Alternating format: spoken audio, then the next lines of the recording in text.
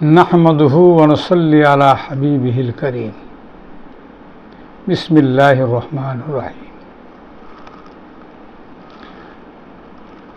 আল্লামা ইবনে হাজার আল মাক্কি রাহমাহুল্লাহ তার কিতাব নি'মাতুল কুবরা, আল নি'মাতুল কুবরার হাওয়ালা দিয়ে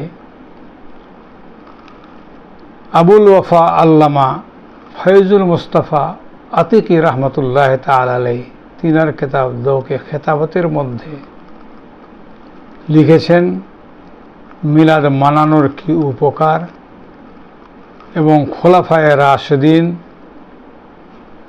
যে ইরশাদাতগুলো তুলে ধরেছেন।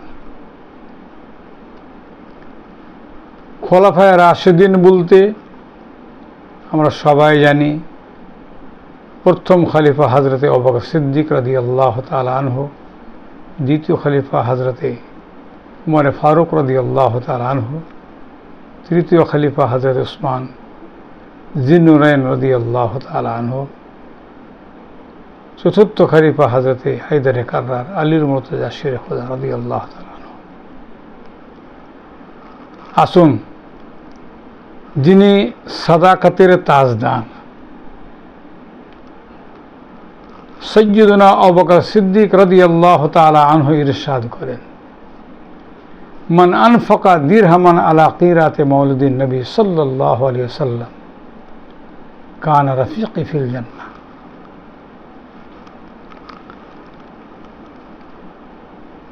যে ব্যক্তি নবীর মিলাদে 1 দিরহাম খরচ করল, 1 টাকা খরচ করল, তিনি বলেন কাল কিয়ামতের দিন সে আমার সঙ্গে জান্নাতে হবে।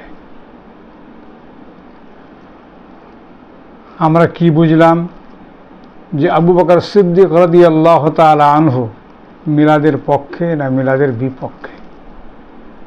নিশ্চয়ই তিনি মিলাদের পক্ষে। আসুন, আদালতের তাজদার ফারুক আজম রাদিয়াল্লাহু তাআলা আনহু ওয়া আরদাহু আন্না তিনি বলেন, মান আযযামা মাওলাদুন নবী সাল্লাল্লাহু আলাইহি ওয়াসাল্লাম ফাকাদ আহইয়াল ইসলাম। যে ব্যক্তি নবী সাল্লাল্লাহু আলাইহি ওয়াসাল্লামের মিলাদের তাজিম করল, ফাকাদ আহইয়াল ইসলাম, সে ইসলামকে জীবিত করল, তরতাজা ফলবন্ত করল। দ্বিতীয় খলিফা ফারুক আজমের কওল, তার ইরশাদ অনুসারে আমরা বুঝলাম যে তিনিও মিলাদের পক্ষে। 3 নম্বর খলিফা হযরতে উসমানে গনি জিন্নুরাইন রাদিয়াল্লাহু তাআলা আনহু, যিনি হচ্ছেন সখীদের তাজদার, তিনি বলেন, মান আনফাকা দিরহামান আলা কিরাতে মাউলিদিন নবী সাল্লাল্লাহু তাআলা আলাইহি ওয়াসাল্লাম ফাকান্নামা শাহাদা গাজওয়াত বদরিন ওয়া হুনাইন। যে ব্যক্তি 1 দিরহাম নবীর মিলাদে খরচ করল, 1 টাকা নবীর মিলাদে খরচ করল,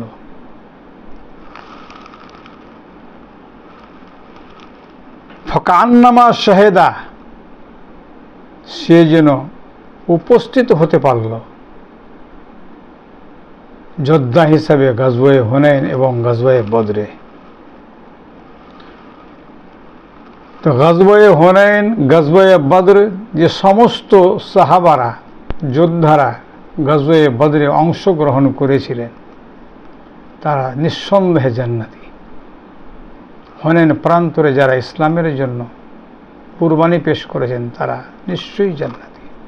যারা ফিরে এসছেন তারা গাজী, তাদেরও মান মর্যাদা শান শওকত বহু উঁচু। খলিফায়ে সালিস হযরতে উসমানে গনি জিন্নুরাইন রাদিয়াল্লাহু তাআলা আনহু তিনিও প্রমাণ করছেন, যেটা আমরা বুঝতে পারলাম যে আপনিও মিলাদের পক্ষে।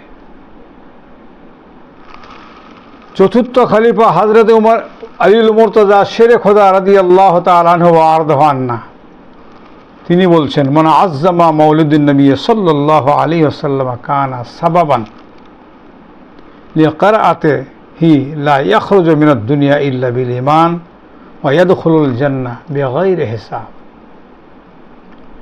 শেরে খোদা আলীল মুর্তজা রাদিয়াল্লাহু তাআলা আনহু ওয়া আরদাহু আন্না বলেন যে ব্যক্তি মওলুদুন নবী সাল্লাল্লাহু আলাইহি সাল্লামের সম্মান রক্ষা করল, সম্মান করল, এই সম্মান করাটা একটা কারণ হয়ে দাঁড়ালো যে সে দুনিয়া থেকে যাবে, ঈমানের সাথে যাবে, আর সেই ব্যক্তি বিনা হিসাবে জান্নাতে প্রবেশ করবে। হযরতে শেরে খোদা মিলাদুন নবী সাল্লাল্লাহু আলাইহি ওয়াসাল্লামের পক্ষে না বিপক্ষে? নিশ্চয়ই তিনিও মিলাদে মুস্তাফার পক্ষে। খোলাফায়ে রাশেদিন তিনারা মিলাদ উদযাপন করেছেন, মিলাদে অংশগ্রহণ করেছেন, মিলাদের জন্য খরচ করেছেন। নবীর মিলাদকে প্রতিপালনে তারা পরিপূর্ণভাবে রূপ দান করেছেন। আসুন তাবেঈনদের মধ্যে একজন হযরতে হাসান বসরি রাদিয়াল্লাহু তাআলা আনহু ওয়া আরদাহু আন্না, তিনি বলছেন, ওদিত্য লাউ কানা লি মিসলু জাবাল উহুদিন যাহাবান ফানফাকতুহু আলা কিরাআতি মাউলিদিন নবী সাল্লাল্লাহু তাআলা আলাইহি ওয়াসাল্লাম। আমি ইচ্ছা পোষণ করি, আমার ইচ্ছা যে যদি আল্লাহ উহুদ পাহাড়ের সমান আমাকে সোনা দান করতেন, ফানফাকতুহু, আমি সে সমস্তকে খরচ করে দিতাম মওলুদ নবী সাল্লাল্লাহু আলাইহি ওয়াসাল্লাম জন্য। তো হযরতে হাসান বসরি একজন তাবেঈ, তিনিও মিলাদের পক্ষে, মিলাদকে সাপোর্ট করেছেন, মিলাদ পালন করেছেন, আর তাতে তার আগ্রহ কতটি সেটাও তিনি প্রকাশ করলেন। তাই মিলাদ পালন করলে আমরা কি পাব, সাহাবায়ে কেরাম মিলাদ উদযাপন করেছেন কি করেননি সেটাও আমরা বুঝতে পারলাম।